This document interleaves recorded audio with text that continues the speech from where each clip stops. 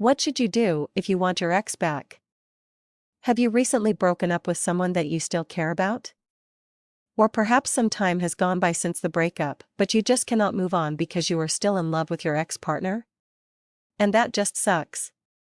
Especially if you have the accidental run-in with your ex, it seems like all of your feelings just surface, and when you walk away you are back to square one with how much you are missing them. If you are reading this article right now, you probably are going through something similar to this. The daily questions you ask yourself about your relationship and what went wrong, constantly checking your voicemail to see if your ex has called, hoping every day that you will run into your ex, but then on the other hand hoping you don't because it would just make it harder on you, and the list could go on and on. So, what you should do if you want your ex back?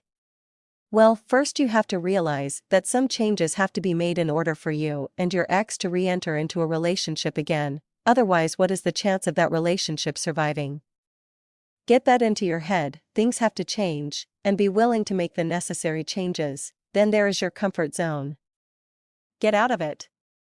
In order for you to make the changes that I just mentioned, you are going to have to get out of your comfort zone.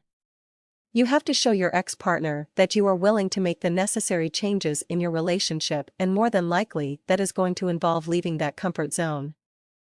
Think about all of the things that you liked in your relationship and all of the things that your ex-partner did not like in the relationship, and be willing to leave your comfort zone to make the necessary changes.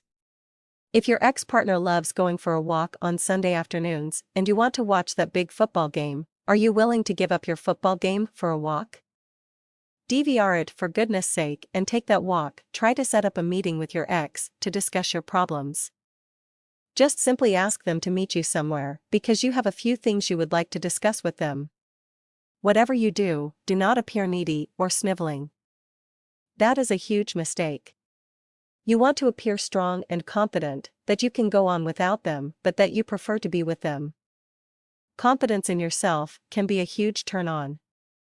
Do not try to make them jealous, that just makes them think that you have moved on and lowers your chances of getting back together with them.